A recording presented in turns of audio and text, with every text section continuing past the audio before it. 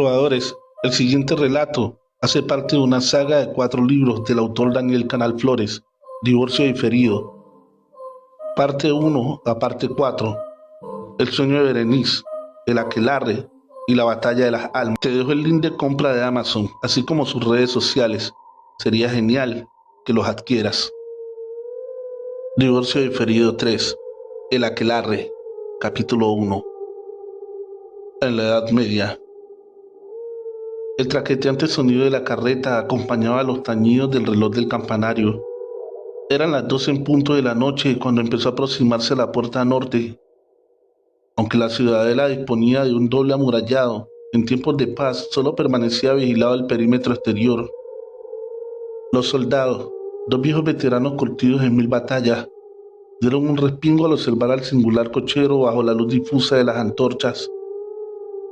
Parecía como si el vehículo fuese guiado por un buitre negro, un gran pájaro de mal agüero. En realidad era una monja del convento, vestido oscuro, incluso la toca, y no se le distinguía la cara porque la llevaba cubierta con una máscara de pico para evitar la peste negra. En la parte trasera de la carreta, la mujer transportaba un pequeño ataúd de madera pintado de color blanco con una tosca cruz en la cubierta, unas antorchas de repuesto y una pala. Al llegar a la altura de los soldados se detuvo y, con una voz extraña provocada por la máscara rellena de hierbas aromáticas, graznó: «Dejadme pasar. Debo ir al camposanto a enterrar a esta infeliz criatura». Uno de los 2 hombres, sin acercarse apenas, respondió: «Tenemos orden de no dejar salir a nadie más tarde de las 12». «De acuerdo, soldado. Entonces abandonaré la carreta aquí con el féretro hasta mañana por la mañana. El pobre niño ha muerto por la peste, pero su cuerpo aún no está podrido del todo». Al oír la funesta palabra, el otro soldado, que no había abierto la boca aún, se ablandó. «Dejadle pasar. ¿Qué más nos da a nosotros? Solo hace un minuto que han dado las 12 y la hermana no dirá nada al respecto, ¿verdad?», dijo al final, dirigiéndose a ella. «Enterraré el cuerpo y regresaré antes del alba. No tendréis ningún problema conmigo», aseguró la monja. «De acuerdo, puedes marcharte». Cuando traspasó los gruesos muros de la ciudadela, los 2 hombres suspiraron aliviados. La monja sonrió bajo la máscara. Se había salido con la suya. No necesitó encender ninguna antorcha porque una gigantesca luna llena iluminaba a la perfección el camino. El recién nacido no había muerto debido a la miasma maligna, sino estrangulado. Era el fatídico destino que deparaba a los hijos indeseados concebidos bajo el pecado dentro del convento. No solía suceder muy a menudo, pero aquella noche era una de esas pocas excepciones. Al llegar al cementerio, tiró de las riendas para frenar al asno. Saltó a la parte trasera y apartó la pequeña tapa del féretro a un lado. Extrajo el saco, que contenía el cuerpo envuelto entre unos trapos sucios, y tras coger la pala, descendió de la carreta. Se dirigió a la zona de las fosas comunes, junto al montículo. Allí se enterraban los cadáveres de desconocidos, pobres infectados y excomulgados. Desabrochó la hebilla trasera de la máscara, la depositó en el suelo y se dispuso a cavar el agujero que iba a ocultar el vergonzoso asunto. El terreno era blando y bastante húmedo. No tardó demasiado en abrirle el espacio suficiente y enterrar a aquel desdichado. Como despedida, murmuró: «Espero que Dios te dé una mejor vida de la que te han proporcionado los hombres». Una vez concluido el trabajo, se puso la máscara de nuevo. No quería ser reconocida por los centinelas. Tiró la pala junto al vacío féretro y se dispuso a volver por donde había venido. La luna seguía brillando como si fuese de día y los soldados, al verla regresar, le dejaron entrar sin ninguna objeción. «¿Has visto la pajarraca esa? Ni siquiera lo ha enterrado con el féretro». «No están para gastos en el convento», respondió el otro. «Ni la monja ni los centinelas supieron jamás que lo único enterrado aquella noche fue un gato negro envuelto en arpillera con la intención de que pesase un poco más». lo justo para simular el peso de un recién nacido. A la noche siguiente, bajo la misma luz lunar, un bulto era cambiado de manos en la puerta trasera del convento de novicias. La propia Madre Superiora, Sor Leonora, efectuaba la misteriosa entrega a una antigua conocida suya. Te dije que vinieras por la puerta norte. No deben vernos juntas, señaló la monja, comprobando ambos lados del oscuro callejón. A esa hora intempestiva no había ni un alma. La mujer se encogió de hombros, restando importancia a la observación. Al acceder por allí tenía su propio motivo, que no iba a desvelar. Me tienes que jurar que este es el último favor que me pides, imploró Sor Leonora. ¿Por quién quieres que te lo jure? ¿Por tu Dios?, respondió con sorna la misteriosa visitante, añadiendo: hay pecados que tardan mucho en ser expiados, y el tuyo es uno de esos. Además, estás marcada. Al efectuarse el intercambio, la monja cerró la puerta sin despedirse. Me tienen en sus manos y nunca podré deshacerme de ella, pensó, amargada.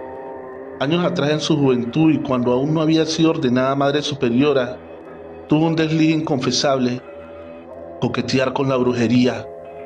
Tras participar en un fallido aquelarre, una joven novicia, acusada de hechicería por el Santo Oficio, le involucró en su confesión, poniéndola en un serio aprieto. Acudió en busca de ayuda y, gracias a ella, evitó ir a tormento donde seguramente habría sucumbido. Envenenaron a la molesta testigo con jugo de tarántula. Sus amigas le solucionaron el problema, sí, pero a un precio desorbitado. La mujer desapareció satisfecha entre los callejones de la plaza. Había conseguido uno de los ingredientes más difíciles de obtener. Gracias al chantaje efectuado a la Madre Superiora, pronto compartiría su satisfactorio con otras compañeras. Se acercaba el sabbat definitivo. Dos personajes antagónicos observaban el firmamento, al mismo tiempo y por un idéntico motivo, pero en lugares distintos. En breves días se iba a producir un alineamiento de los planetas y una antigua profecía escrita en un libro sacrílego vaticinaba para esa fecha el Apocalipsis y la llegada del Anticristo. Monseñor López de Ayala, famoso teólogo e inquisidor, era un hombre culto y bastante moderado para los tiempos que corrían. Al enviar a alguien a tormento, al cepo o cargarle un San Benito, procuraba reunir toda la información y ser lo más objetivo posible acerca de la culpabilidad del acusado, antes de dictar su veredicto. Tenía fama de ser severo, pero justo a su vez, no solía sentenciar a muerte sin una causa justificada. Como buen estudioso, le preocupaba la profecía escrita, y aun estando prohibida la ciencia de la astronomía por la Iglesia, quería comprobar por él mismo el desarrollo de los acontecimientos planetarios. En otro punto de la región, el carnicero de la ciudadela también observaba los astros con atención, utilizando su único ojo, gracias a un viejo grimorio de origen desconocido custodiado por su familia durante siglos. Conocía con bastante precisión lo que iba a acontecer.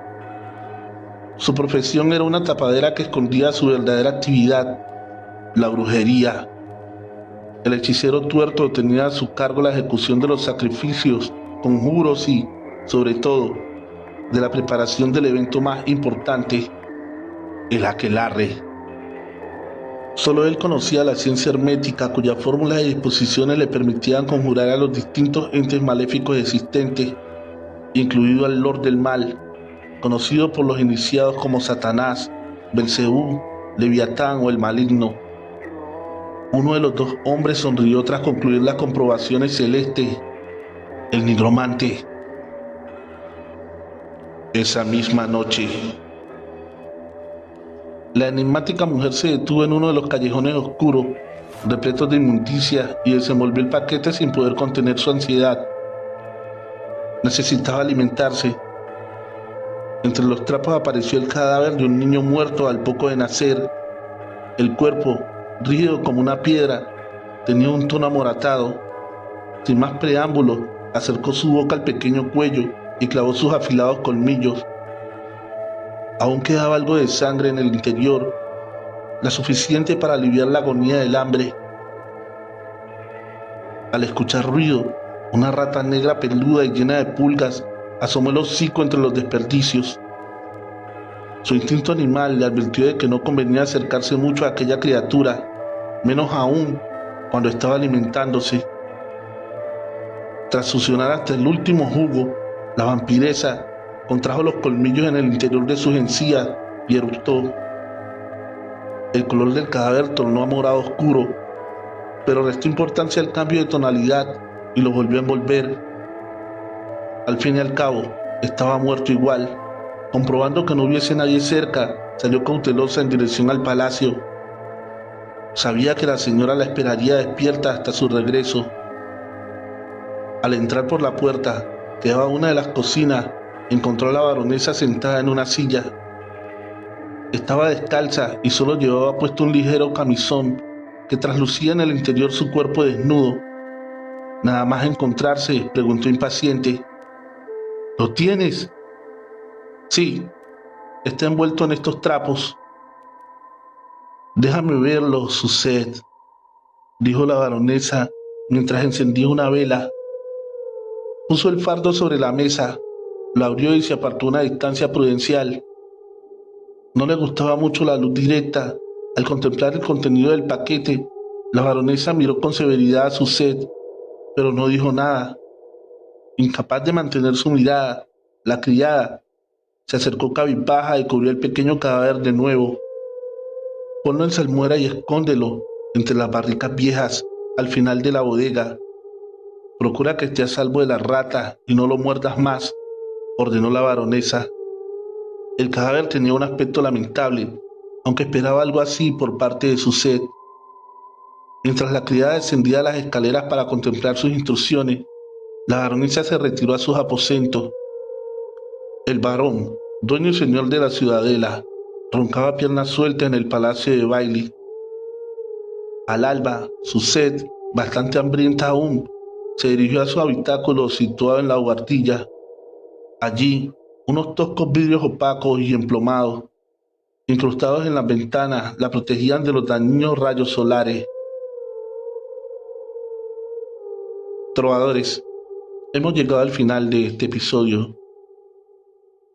Recuerda suscribirte y activar la campanita de notificaciones para que no te pierdas las siguientes partes. En la descripción está el link de compra de Amazon, si quieres leer la historia completa. El Aquelarre, capítulo 2, escrito por Daniel Canal Flores de su libro Divorcio Diferido 3. En la descripción, su link de Amazon.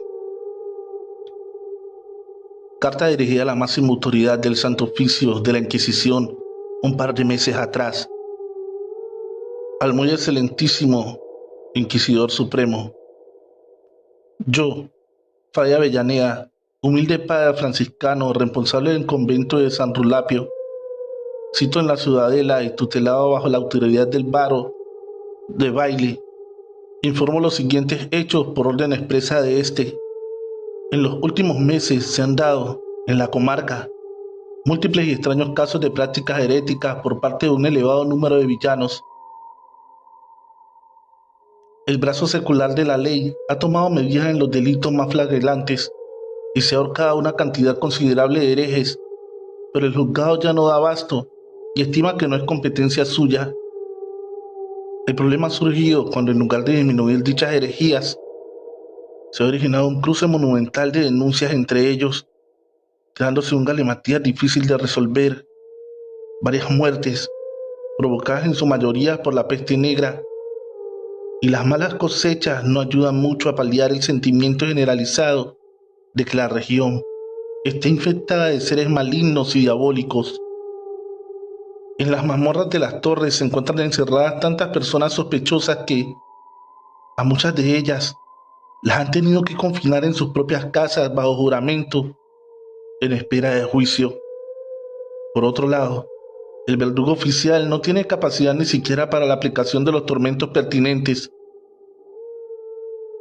Solicito respetuosa su excelencia el envío de una autoridad de la Sagrada Congregación a vuestra elección.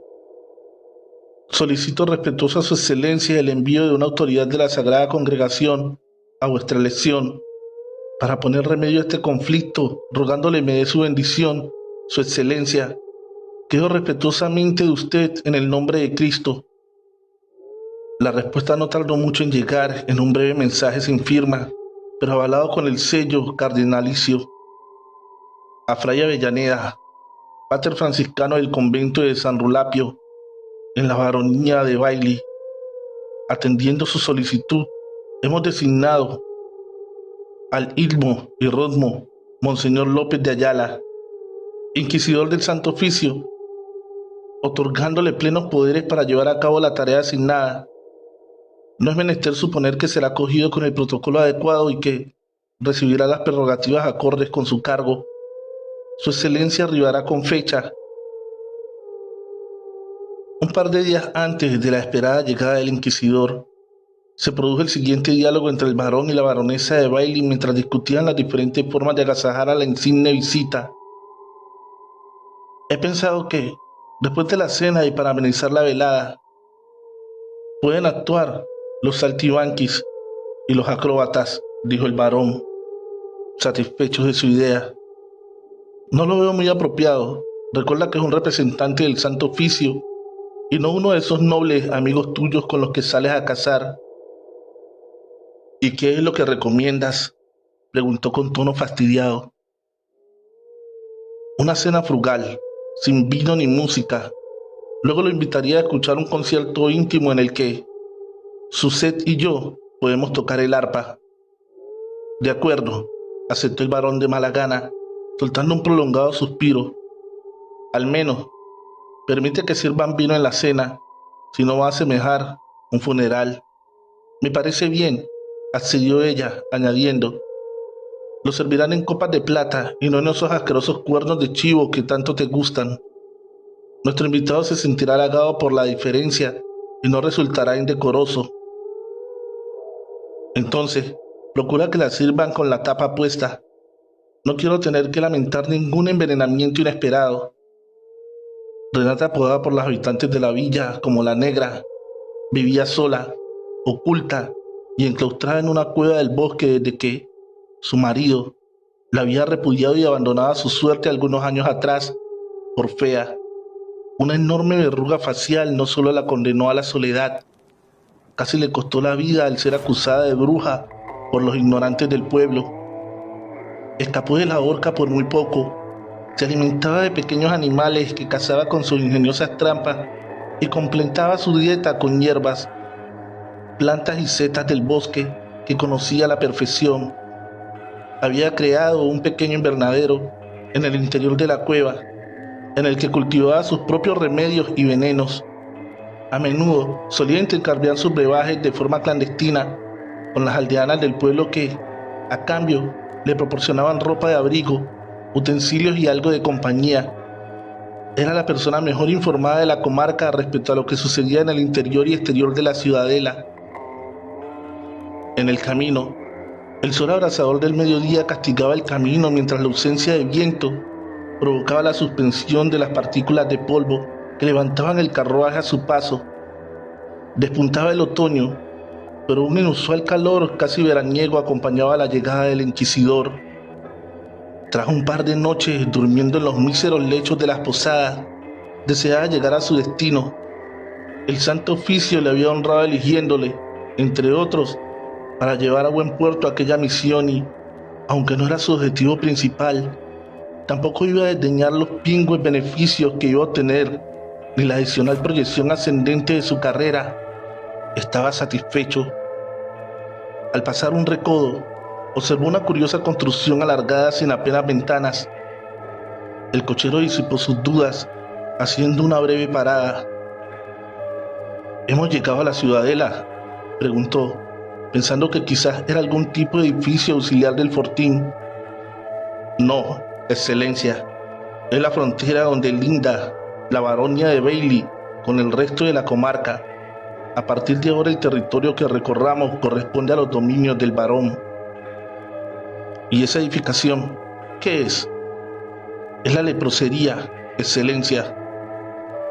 Al oír la palabra leprosería, cogió por instinto uno de sus pañuelos de encaje, colocándose en la nariz. No temáis, excelencia, la han situado en el lugar más alejado posible. Como podéis comprobar, está fuera de la vía y dispone de su propio sendero hasta el cementerio, aclaró el conductor. Partamos o no llegaremos nunca, ordenó con voz nasal a través de la tela. Asimismo pensó, menos mal que he traído suficientes pañuelos perfumados. Algo me hace intuir que los voy a necesitar. Los caballos, relinchando de cansancio por la agotadora y bochornosa marcha, arrancaron a regañadientes. El carruaje en el que viajaban dejaba boquiabiertos a los escasos campesinos que trataban de extraer algo comestible del terruño. Al verlos pasar, interrumpían la actividad, desnudaban sus cabezas y se santiguaban. Encima de la cabina de los pasajeros, López de Ayala había hecho instalar una enorme cruz pintada de color verde. Anclada en el techo y visible a muchos metros de distancia, era el símbolo que representaba el Santo Oficio. El resto iba pintado de negro, lo que confería al vehículo un aspecto siniestro. En una cuádruple funcionalidad con aquel invento, pretendía advertir su presencia, exorcizar los demonios del camino, purificar las almas y bendecir las cosechas, todo al mismo tiempo. Llegaron a un cruce, bautizado por los lugareños como la Encrucijada del Lobo, donde convergían las únicas direcciones posibles, aunque la ciudadela disponía de 2 accesos. A través de aquella misma ruta, el cochero eligió continuar por la senda del Ahorcado, para que el visitante observara con sus propios ojos cómo le gastaban allí con los acusados de brujería. En los laterales del camino y ascendiendo a través de la solana, podían vislumbrarse hasta donde abarcaba la vista decenas de cuerpos colgados por el cuello y expuestos a la intemperie. El inquisidor embutió de nuevo su nariz en el pañuelo mientras contemplaba ojiplático el dantesco espectáculo. En la tétrica ubicación podían observarse los distintos grados de putrefacción posibles del ser humano, e incluso algunos de los cadáveres habían caído al suelo por su propio peso como fruta madura. El hedor era igual de imponente que la delirante escena. Los ahorcados permanecían impasibles bajo el sol, mientras los cuervos se daban un festín con ellos. Al mismo tiempo que Monseñor vomitaba en el interior de la cabina, el cochero sonrió pensando, pues sí que nos ha salido fino. El señorito arreó los caballos para marchar lo antes posible de allí. El yermo lugar fue sustituido por un refrescante y umbrío bosque. Aún así el cochero lanzó una advertencia desde el pescante. De nuevo, excelencia, vamos a pasar cerca de la charca cenagosa. López de Ayala, que había logrado recuperar con la compostura, agarró 2 pañuelos de golpe. Aquel hedor era distinto, pero igual de fétido, y su origen correspondía a la desembocadura de la única cloaca de la ciudadela, directamente a una ciénaga pantanosa situada entre la muralla, y el inicio del bosque. Los retorcidos árboles y sus raíces parecían querer escapar al malsano olor, a la inmunda poza y sus insalubres aguas. No se preocupe, excelencia. Con el paso del tiempo se acostumbra a uno, dijo con tono afable el cochero. Además, ya casi hemos llegado. Al final del polvoriento camino, como en un espejismo, se adivinaba la entrada sur de la muralla exterior. Al ser avistados por la vigía de la garita, situada en la torre, su llegada ya había sido notificada al cuerpo de guardia y a la comitiva de recepción, con un convenido movimiento de pequeños banderines. El carruaje, sin detenerse, atravesó el puente levadizo y enfiló la cuesta que desembocaba en dirección a la plaza de armas, ubicada en el centro del segundo recinto amurallado. Los soldados, al verlos pasar, se cuadraban con aspecto marcial, entrechocando los brazales en sus pechos a modo de saludo. El Aquelarre, capítulo 3, escrito por Daniel Canal Flores, de su libro divorcio diferido. En la plaza de armas, López de Ayala fue recibido con un gran pompa y boato. La comitiva de recepción estaba integrada por los representantes de todos los estamentos sociales, la nobleza, a través de los varones de Bailey, el clero con Fray Avellaneda a la cabeza, Sor Leonora y su coro de novicias, y, al final, el populacho ignorante. La llegada del ilustre invitado había causado una enorme expectación, dando al evento un aire institucional. 2 soldados portaban la armadura completa con cascos de gala y, armados con sendas alabardas, flanqueaban la portezuela del carruaje. A su vez, un criado se hacía cargo de las riendas y otro desenrolló una especie de alfombrilla para evitar que se mancharan sus refinadas polainas. López de Ayala descendió tambaleándose ligeramente mientras trataba de disimular el porte más majestuoso posible. Al pisar el suelo firme, avanzó en dirección al final de la improvisada alfombra, intuyendo reconocer al matrimonio Bailey. El varón, la baronesa y la bella criada se protegían del sol mediante una gran sombrilla sostenida por la propia Suzette. Los ojos del inquisidor traicionaron sus pensamientos libidinosos. Al reparar en Suzette, sintió los aguijones de la carne. La piel de esta muchacha es tan blanca como la más pura de las leches, pensó. El detalle no pasó inadvertido a la baronesa de Bailey. El varón hizo una especie de reverencia y procedió a besar el anillo episcopal engastado con un zafiro enorme. Tras él, siguió su esposa, que disimuló hacerlo sin llegar a rozar sus labios con la piedra, y a continuación, los 2 representantes clericales. Al terminar con la última de las novicias, uno de los patanes del populacho hizo el gesto de intentar besar el sagrado aro con una boca repugnante y huérfana de dientes. El inquisidor retiró con un ademán abrupto su mano y regresó junto a los nobles. La chusma admiraba su carruaje con un temor reverencial. El chofer lo dirigió hacia las cercanas caballerizas de la guardia cuando algunos de los villanos empezaron a santiguarse, casi convulsivos, cayendo incluso de rodillas al verlo pasar.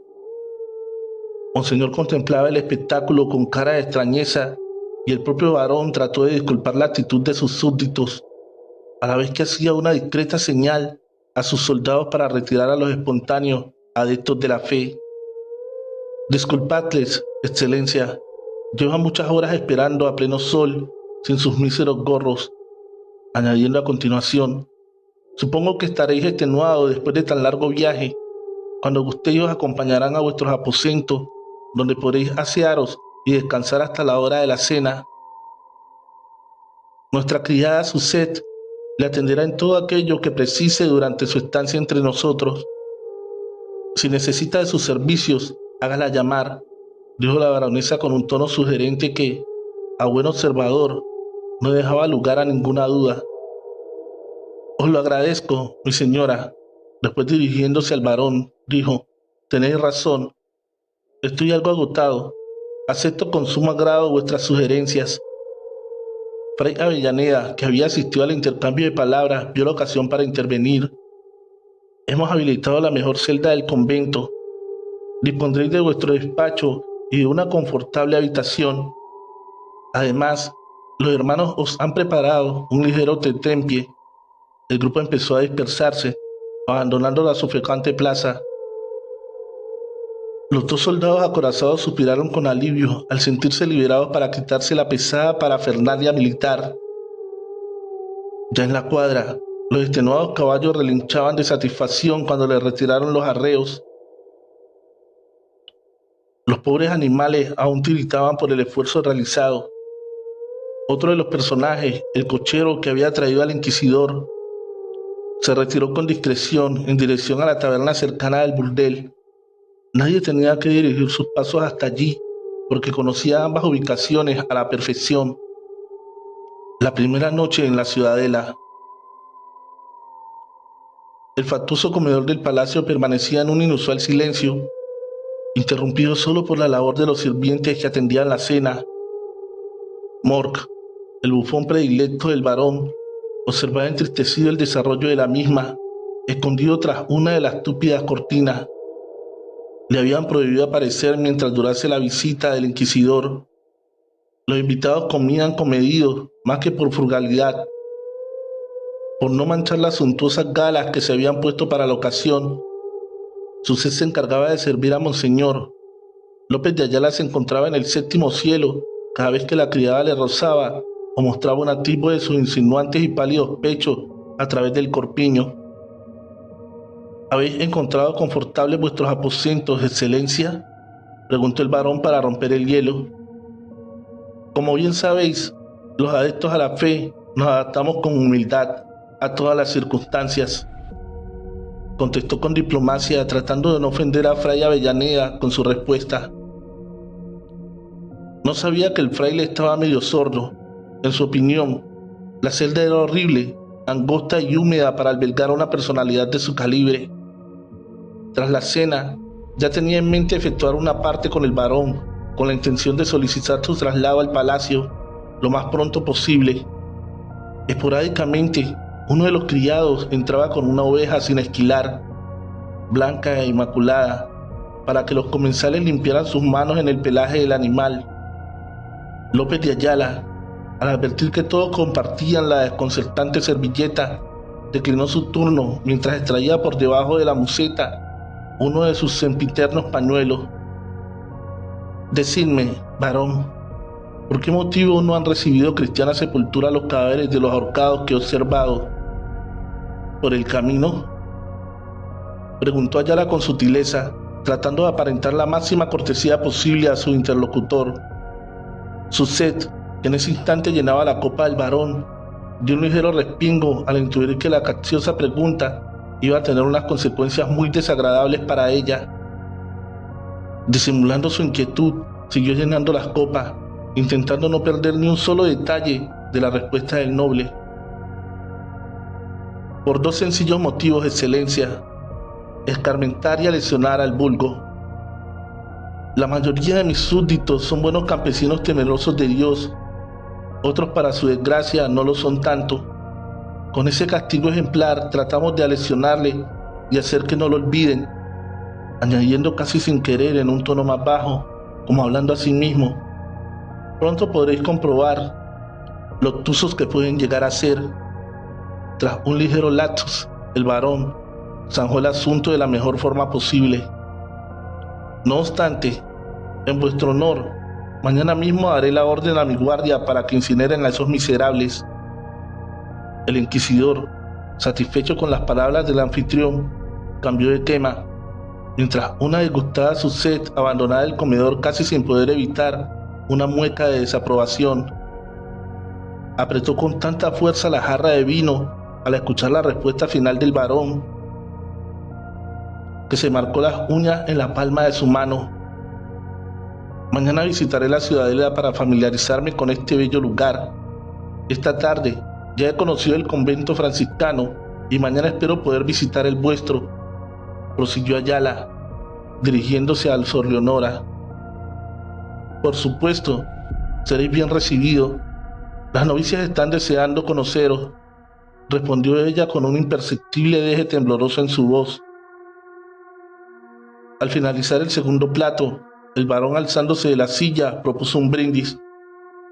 Quiero expresar mi satisfacción de tener entre nosotros a un representante del Santo Oficio. Sabed que podéis contar con apoyo y los recursos necesarios en vuestra ingrata misión de limpiar estas tierras de brujas indeseables. Poco después, Fray Avellaneda y la Madre Superiora solicitaron ser excusados para abandonar el comedor debido a la obligación de atender sus respectivos deberes. El resto de los invitados no tardó mucho en seguir su ejemplo y se retiró, no sin antes despedirse y besar el anillo del inquisidor. Monseñor, permitidme ofreceros un pequeño concierto en el salón. Suchet y yo tocaremos el arpa, al unísono, con la intención de deleitaros, sugirió la baronesa, colgándose del brazo del invitado. Tras instalarse en unas cómodas butacas preparadas al efecto, junto a una inmensa chimenea, la reducida audiencia formada por el varón y el propio Ayala se dispusieron a dirigir la pesada cena escuchando a las bellas intérpretes. Si el inquisidor no hubiese estado tan agotado y a su vez embelesado con la hermosa criada, quizás se hubiera percatado que la imagen de su sed no se contemplaba en el único espejo del salón. Aunque sonaban dos arpas, en el reflejo solo se observaba a la baronesa tocando una de ellas, mientras que en la otra se veían vibrar las cuerdas, impulsadas por unos invisibles dedos mágicos. El varón, debido al vino ingerido y al reconfortante calor provocado por el crepitante fuego del hogar, dormitaba y solo se despertó al escuchar los animados aplausos del convidado justo al finalizar el concierto.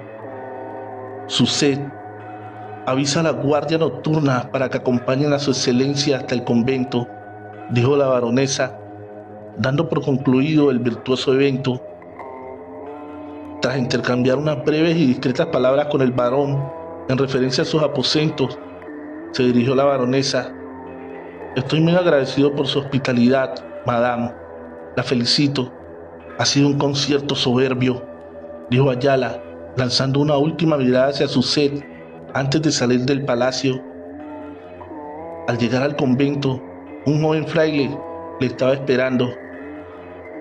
¿A qué hora deseáis ser despertado, monseñor? Al alba, muchacho, siempre al alba.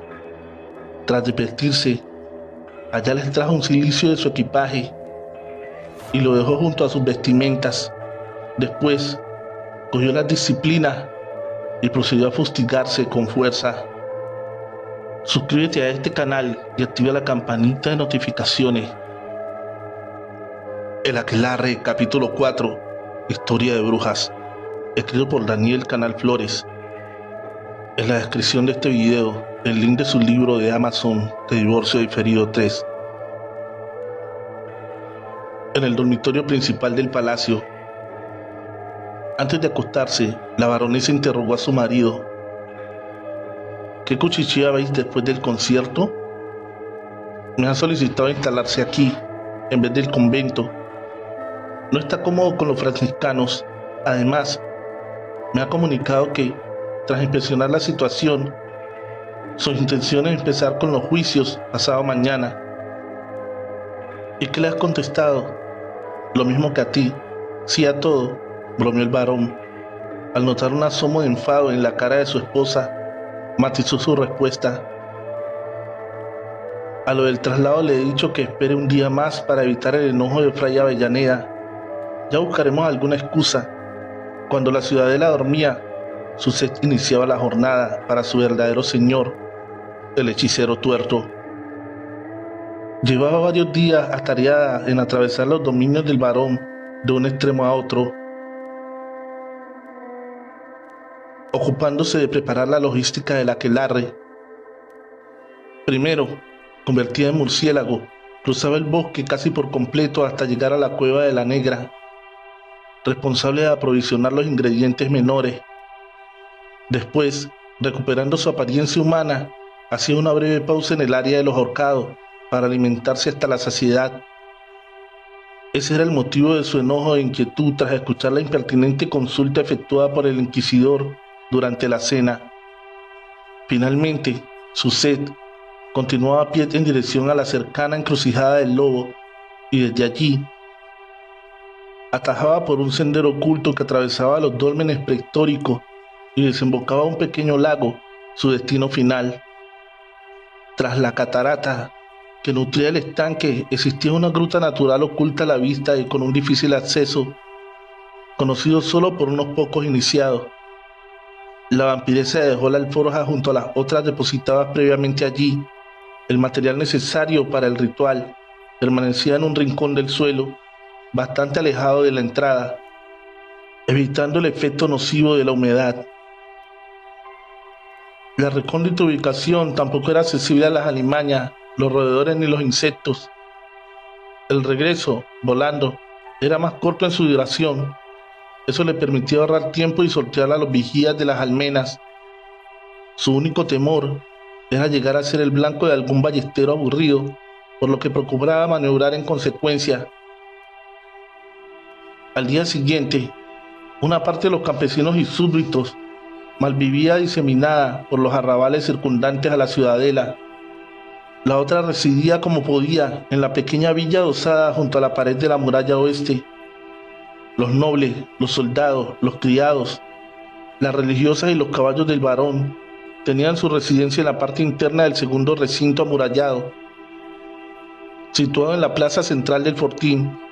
En tiempos de paz, se permitía el libre acceso a la totalidad del lugar para facilitar el tránsito de animales y personas de una zona a la otra. Asimismo, solo existían 3 accesos posibles desde el exterior: la entrada norte, el sur y las fétidas cloacas. A diario, la mayoría asistía al gran mercado situado en el interior del fortín, extendiendo sus mercancías y ofreciendo sus servicios. El trajín que se creaba era descomunal. Las voces y los ruidos inherentes a sus oficios de alfareros, orfebres, curtidores, ebanistas, barberos y todo tipo de artesanos de los respectivos gremios existentes se mezclaban en una cacofonía indescriptible con la música de los trovadores. Los balidos de las ovejas, el mugido de las vacas, el relinchar de los asnos y caballos o las conversaciones a gritos de los comerciantes con sus clientes. Para completar el cuadro, buhoneros, tahúres y rateros pululaban alrededor, timando, engañando o realizando pequeños hurtos. Un reloj de sol colgado en una pared indicaba la hora porque, desde allí, apenas podía escucharse el tañido procedente del campanario. Suzette y el nigromante, este último embutido en su papel de carnicero, mantenían una conversación en medio del barullo. ¿Está preparado tal y como acordamos? Sí, respondió la criada mientras observaba hipnotizada el gotear sangriento de la carne suspendida.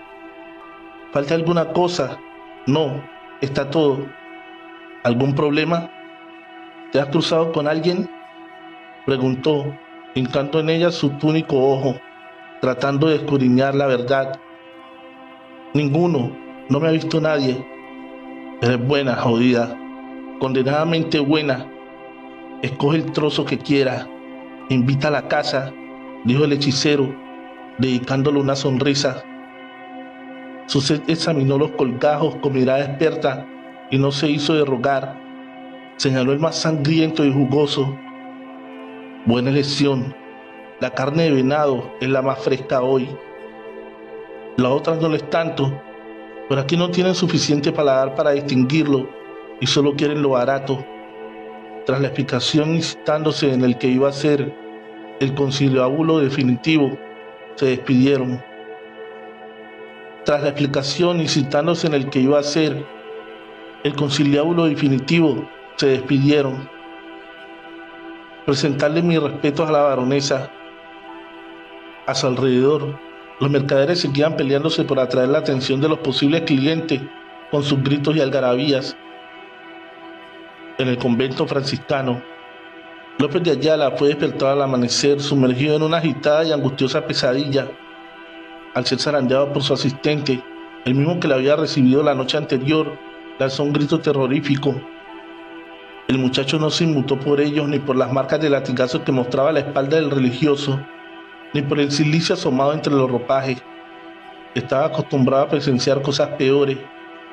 En el recipiente sueño del inquisidor, los planetas alineados se transformaban en gigantescas cabezas de aldeanos horriblemente desdentados, que giraban en un carrusel a su alrededor, riéndose de él con sus podridas bocas. Intentaba luchar y escapar al asedio, pero el círculo infernal no se lo permitía, y sus risas retumbaban poderosas en un psique causándole un punzante dolor de cabeza. Las facciones de los aldeanos fueron sustituidas por las del barón. Su esposa, Fray Avellaneda, Sor Leonora e incluso la propia Suzette seguían riendo y danzando cada vez más deprisa hasta fundirse en un torbellino aterrador de ojos, lenguas y caras mezclados entre sí. Al ser despertado de manera abrupta, se sentía confuso y algo dolorido. Mientras su asistente calentaba el agua para el lavamanos, trató de serenarse sentado al borde del catre. El joven, que hasta el momento había hecho gala de una discreción absoluta, se dirigió a él con el máximo respeto. Monseñor, mi nombre es Anton. Os lo comento por si creéis necesario mis servicios, dijo, acercándole una áspera toalla. Luego procedió a vestirle atando el cilicio con mucha pericia. No es el primero que pone, pensó Ayala viéndole maniobrar. Gracias, Anton. En el momento adecuado te lo haré saber. Por ahora llévame a los maitines.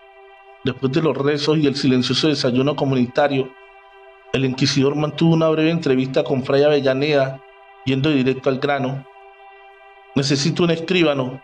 Mi intención es iniciar los enjuiciamientos mañana por la mañana y voy a precisar de alguien de plena confianza para transcribir las actas. Deberá estar a mi servicio las 24 horas del día. Anton es la persona adecuada. Aunque joven, es un muchacho discreto, bastante culto y eficiente. No os defraudará, respondió el fraile. Perfecto. Iba a proponerle yo mismo. Una cosa más. Hoy cenaremos en vuestra congregación, pero Anton y yo pernoctaremos en el palacio. Haced que lleven mi equipaje allí. Fray Avellaneda enarcó sus cejas, pero justo cuando iba a abrir la boca, Ayala le cortó, sin permitirle replicar. Esta noche apenas he podido pegar ojo con los lamentos de los presos de la torre. Entenderéis que debo estar preparado para desarrollar mi labor con la máxima eficiencia, y en estas condiciones es imposible. El fraile aceptó los argumentos sin rechistar. Su sordera le impedía apreciar los ruidos denunciados, pero comprendía la situación. En su fuero interno se alegraba de perder al inquisidor de vista, aunque ambos tenían en común pertenecer a una orden religiosa. Sus objetivos y su visión de la fe distaban bastante. Además, nada más verlo con ese carruaje, la ostentosa cadena de oro que portaba y las finas polainas en sus pies, no le habían gustado en absoluto. A su entender, los frailes debían ir a pie, sin baratijas sobre el sayal, exceptuando el perceptivo cordón y el capuchón, y calzados con unas simples sandalias de cuero o descalzos. Fray Avellaneda hizo llamar al muchacho, le instruyó en lo acordado y lo vio partir. Ayala y Anton encaminaron sus pasos en dirección a la plaza de armas, con la intención de dirigirse al convento de las novicias, pero antes se cruzaron con una multitud que asistía al ajetreado mercado. Uno de los vendedores cercanos, un charlatán sin escrúpulos, con la jeta llena de granos, soltaba gritos desaforados que enseguida llamaron la atención de un grupo de aldeanas y del propio inquisidor. Anton intentó hacerle desistir, pero Ayala insistió en escuchar. Señoras, no dejen a sus hijos en peligro. Con la ruda de San Blas el mal alejarás. Líbrense del mal de ojo con una de estas patas de conejo, gritaba el mercachife sin descanso. Compre manzanilla para esos dolores de los que solo entienden las mujeres. ¿Qué vende este majadero?, preguntó Ayala con cara de sorpresa. Antes de que Anton pudiera responderle, una de las rufianas gritó al buhonero para hacerse oír. ¿Tienes algo que le levante el ánimo a mi marido? El resto de las mujeres sonrieron, esperando atentas su respuesta. Claro, distinguida señora. El polvo de cuerno de toro es infalible, respondió Salamero, intuyendo una posible ganancia. He oído hablar de que... La voz de la mujer se perdió. Mejor que eso. Veo que está bien informada, señora. Tengo varitas de Saori, amuletos contra la peste, talismanes para exorcizar al demonio. Al percatarse de la presencia del inquisidor, bajó el tono de la cantinela y sonrió con nerviosismo. Excelencia, llegaremos tarde, si no nos apresuramos. Hoy van a realizar la ceremonia de iniciación de las novicias y estoy seguro de que Sor Leonora querrá contar con vuestra presencia, dijo el acólito. Hemos llegado al final de este episodio. Si no quieres perderte las siguientes partes, dale fuerte al botón de suscripción y activa la campanita de notificaciones. En la descripción del video se encuentra el libro de Amazon del autor Daniel Canal Flores. Feliz noche, trovadores, amantes de cuentos de terror.